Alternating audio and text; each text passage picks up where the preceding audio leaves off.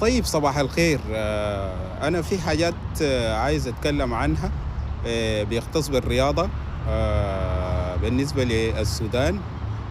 أول حاجة هتكلم عن الإعلام السوداني، والحاجة الثانية الاتحاد السوداني، والحاجة الثالثة اللاعب السوداني في حد ذاته.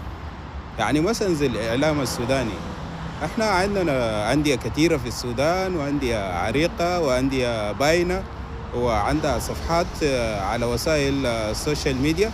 يعني في حاجات احنا ننتبه لها. يعني مثلا الكاميرا ده ما حاجة غالية على نادي مثلا عشان يشتريه. أي نادي مفروض يخصص يعني إعلام خاص، ويكون عندهم كاميرا وزول بيصور تصوير جودة، عشان إنه أنت وكيد النادي بتاعك يسجل لاعب، او انت تمشي تسجل لاعب ولا حاجه زي ده، وتتابع انت كاعلام. يا اخي صور صور نظيفه، صور يعني يكون باين انه ده لاعب كره قدم، ما اي صوره بس ونرفع اسم ونكتب كلام مناقض للصوره والكلام يكون جميل، لكن الصوره يكون بشكل تاني. اما بالنسبه للاتحاد السوداني، الاتحاد احنا ما نركز بس على حاجات معينه، خلينا نركز على كل شيء. يعني بالاخص جانب برضو بتاع التصوير. يعني اكيد الاتحاد عنده آه، كاميرات، ولو ما عنده لازم يعمل. واللاعب وقت تجي تسجله، يا اخي المكاتب اللي بيسجلوا فيه لعيبه ده، سواء كانت المكاتب المحليه ولا سواء كان في الاتحاد القومي ولا في اي مكان، لازم يكون في لوجو بتاع الاتحاد او لوجو بتاع الفريق الماشي تسجله تعلقه ان شاء الله، بس كده يتصور فيه بصوره نظيفه وبيبين انه ده لاعب تابع لمكان معين. يعني مثلا المكان اللي انت عايز تصور فيه اللاعب انت كاتحاد كرة القدم، لازم يكون في لوجو بيختص بالاتحاد، او مثلا يكون في لوجو مثلا بيختص بالفريق اللي انت ماشي تسجله، عشان الشغل يكون شنو، جودة ونظيف وكويس وحلو. ده حاجات احنا لازم نركز عليه. يعني احنا عندنا لعيبة يعني صراحة، يعني تصوير بيجي بصورة ما مفهوم وكيف وده كله بيرجع للإعلام وللاتحاد ذاته بنفسه. ونجي نمسك في اللاعب السوداني ذاته، يا أخي بالله عليك، انت ماشي تسجل او ماشيين يسجلوك نادي، انت شوف لبسة رياضية كويسة كلها، البس لبسة رياضية كاملة، امشي تصور وخليه يرفعوك بصورة نظيفة وصورة حلوة وحاجة زي دي.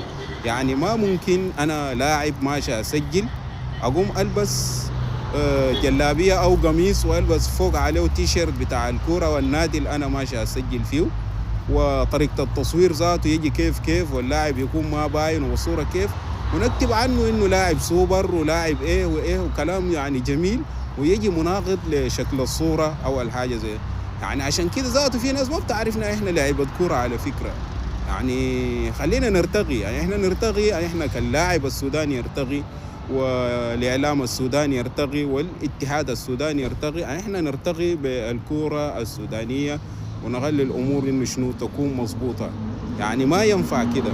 يعني ما ممكن أنا أجي لابس بنطلون كيف ولابس فوق قميص يده كوم طويل، وأجي أتصور به وارفعه بانه انا لاعب كوره وحاجه زي ده، ويرفعوه بانه انا لاعب كوره. انا المفروض اخجل من الحته دي. اللبسات الرياضيه ما غاليه، الشغله دي كلها بترجع للعقول، يعني عقل اللاعب السوداني. يعني ما ممكن انت تكون لابس جلابيه وتلبس فوق عليه تي شيرت بتاع كوره، وتحت تكون لابس لك شبط ولا اي حاجه. المهم الملابس العاديه الشعبيه او المحليه، قميص يده كوم طويل وفوق عليه فنيله بتاع كوره، وتمشي تسجل ويرفعوا لك الصوره ده.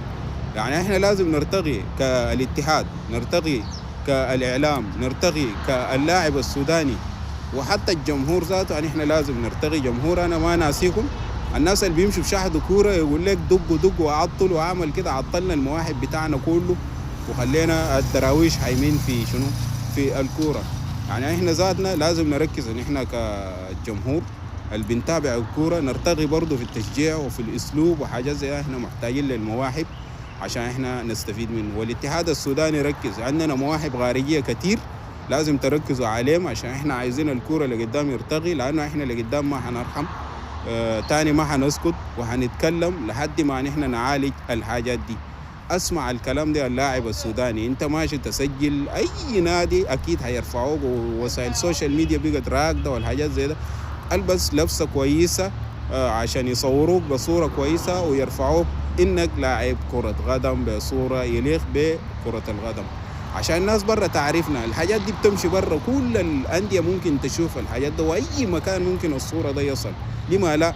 وده سوشيال ميديا ومفتوح، فانت لازم ترتقي، والتصوير ذات يكون في محل كويس، ونحن يكون في برضه حاجه بتاع انه نعرض اللاعب معلوم مشكله وين، في اي مكان نعرض ونصور بصوره كويس. في ملاعب خماسيه في اماكن كثيره، البنيان بيبدا بطوبه، عشان كده لازم ان احنا كمان شنو نحاول نلحق الناس اللي اتقدمت ونرتقي بمستوى الكوره وكلامي ده لكل الجهات اللي انا ذكرته.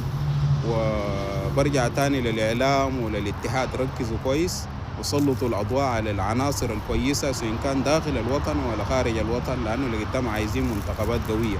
وانت اللاعب السوداني لازم ترتقي. هاي عرفنا انه بديت بدون أكاديميات، بديت في دوافوري وفي حاجات كتير، لكن انت ما قد تشاهد كور، يعني انت بتشاهد الكور العالمية، انت في حاجات تتعلمها قلدها، ما عيب، ما عيب خالص.